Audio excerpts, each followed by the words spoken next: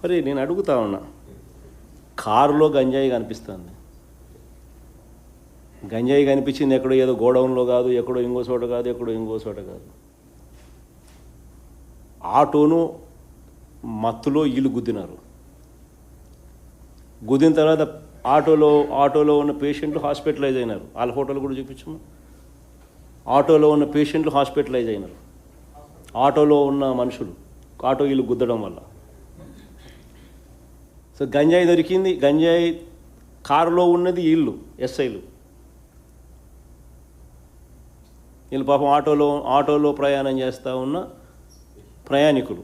వీళ్ళు మత్తులో, డ్రైవరు మత్తు, వెనకాల కూర్చున్న ప్యాసింజర్లు అంటే ఎస్ఐలు, వెనకాల కూర్చున్న తోలుతా ఉన్న డ్రైవరు మత్తు, వెనకాల కూర్చున్న ఎస్ఐలు వాళ్ళు మత్తు.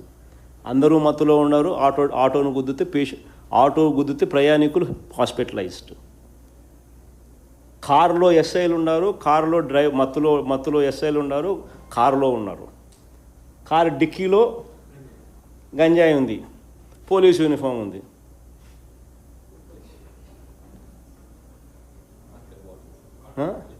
లిక్కర్ బాటిల్ ఉన్నాయి. మరి ఇన్ని కనిపిస్తూ ఉంటే డిఎస్పీ ప్రొటెక్ట్ చేయాలని ప్రయత్నం చేస్తాడు. వీడియోలు తీసేటప్పుడు సిఐ ప్రొటెక్ట్ చేయాలని రుబాబ్ చేస్తాడు. వీడియోలు తీయాకని డిఎస్పీ ప్రొటెక్ట్ చేయాలని తప్పుడు వాంగ్మూలం ఇస్తాడు. పాపం ఎస్పీ, ఆయనకు తెలుసో తెలీదో నాకు తెలియదు, ఐపీఎస్గా ఉన్నాడు పాపం, ఆయన ప్రొటెక్ట్ చేయాలని చెప్పి తప్పుడు వాంగ్మూలం ఇస్తూ ఆయన తప్పుడు వాంగ్మూలం ఇస్తూ ఉన్నాడు. మరి ఇంతమంది పోలీసుల మీద యాక్షన్ తీసుకొని ఒక సిగ్నల్ పంపించాల్సిన చోట అలాంటి తప్పుడు పనులు చేస్తూ ఉన్న వ్యక్తులు, పోలీసులే గంజాయితో దొరకడం అన్నది క్షమించని నేరం. ఒక బాధ్యత గల గవర్నమెంటు, ఒక బాధ్యత గల డిపార్ట్మెంటు, ఒక బాధ్యత గల పోలీస్ ఆఫీసర్లు చేయాల్సిన పని ఏమిటి అని అంటే, ఇలాంటివి ఏదైనా పోలీస్ ఆఫీసర్లు చేస్తే స్ట్రింజెంట్ యాక్షన్ తీసుకోవాలి, డిస్మిస్ చేయాలి, జైల్లో పెట్టాలి, ఒక మెసేజ్ పంపించాలి. అప్పుడు ఇలాంటివి ఆగుతాయి. కానీ నువ్వేం చేస్తూ ఉన్నావు? దగ్గరుండి ప్రోత్సహిస్తూ ఉన్నావు. ఆ ఎస్ఐలను కాపాడేదానికోసం తప్పుడు సాక్ష్యాలు, తప్పుడు వాంగ్మూలాలు, తప్పుడు నెరేషన్స్ అన్నీ బిల్డ్ చేస్తూ ఉన్నారు. సో ఇవన్నీ చేస్తూ ఉన్నప్పుడు నిజంగా ప్రజలకి ఏమనిపిస్తుంది? అంతా హ్యాండ్ ఇన్ గ్లవ్, అందరూ కలిసికట్టుగా అందరూ కలిసికట్టుగా రాష్ట్రాన్ని అమ్మేస్తూ ఉన్నారు, గంజాయి ఆంధ్రప్రదేశ్గా రాష్ట్రాన్ని తయారు చేస్తూ ఉన్నారు అని చెప్పి ప్రజలకు ఇంప్రెషన్ ఇవ్వడం లేదా? ఈ మాదిరిగా జరుగుతూ ఉంది రాష్ట్రంలో పరిపాలన.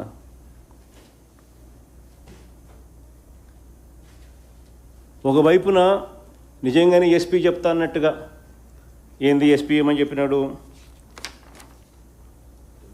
సమాచారం మేరకు రేడ్ చేశాం. డిఎస్పీ ఏమంటాడు?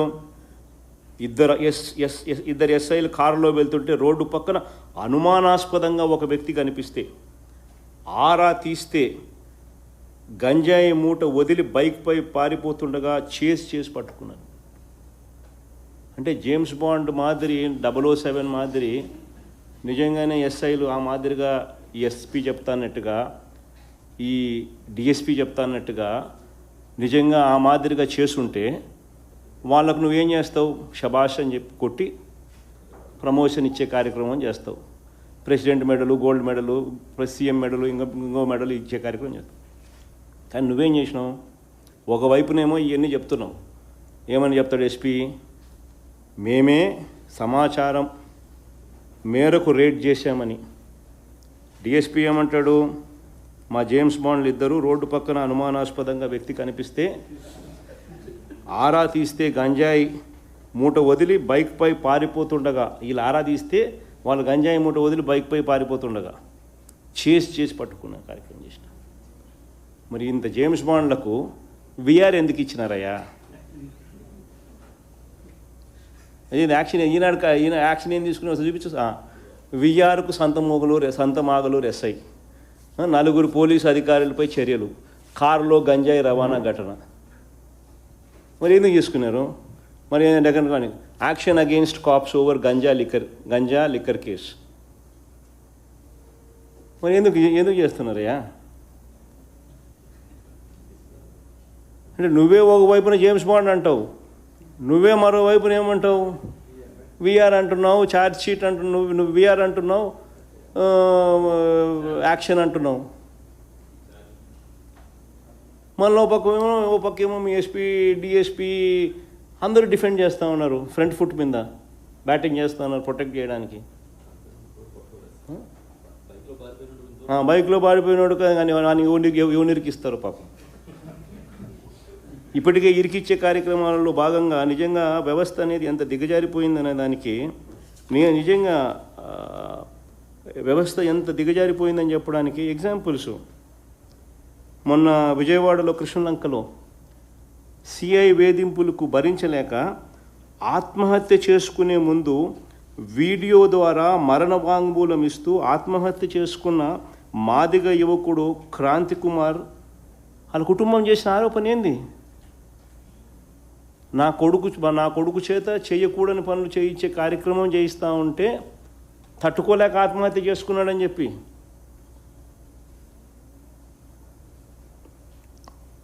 Heart of Vijayawada.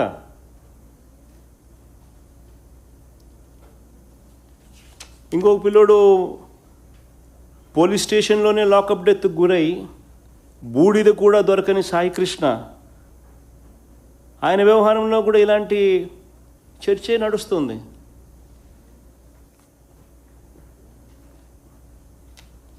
నిజంగా వ్యవస్థ అన్నది ఏ స్టేజ్కి వెళ్ళిపోతూ ఉంది అనేది ఇవన్నీ దే స్టాండింగ్ ఎస్ ఎగ్జాంపుల్స్.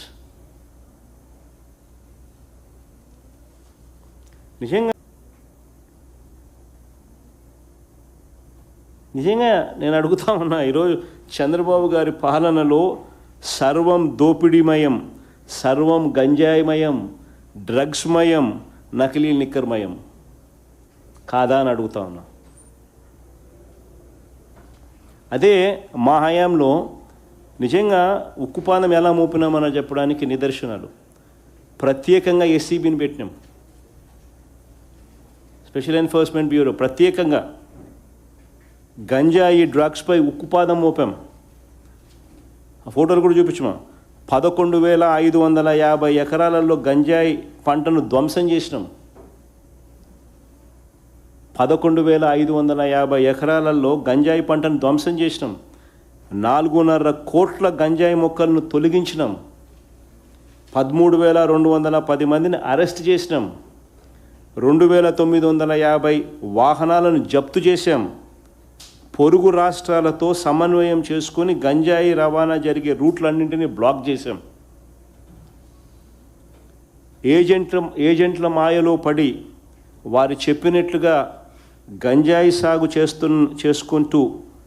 చేస్తూ జీవితాలను నాశనం చేసుకుంటా ఉన్న ట్రైబల్స్కు అదే పనిగా గుర్తించి ఆపరేషన్ పరివర్తన్, ఆపరేషన్ నవోదయం కార్యక్రమాలు అమలు చేశాం. 144 కోట్లు ఖర్చు చేసి ఆల్టర్నేట్ పంటలు సాగు చేసేలా ప్రోత్సహించాం.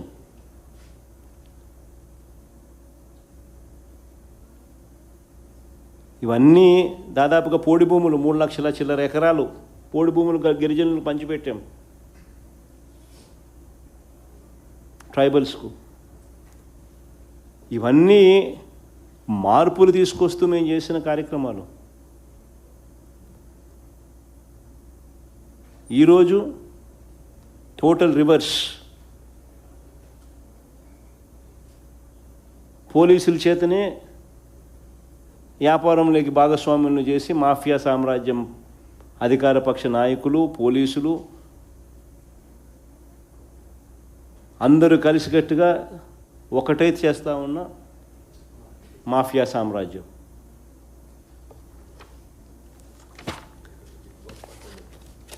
ఈ రాష్ట్రంలో ఏ పంటకు గిట్టుబాటు ధర రైతులకు రావడం లేదు, కానీ ఒకే ఒక పంట గిట్టుబాటు ధర వస్తుంది, గంజాయికి మాత్రమే వస్తుంది చంద్రబాబు నాయుడు పాలనలో.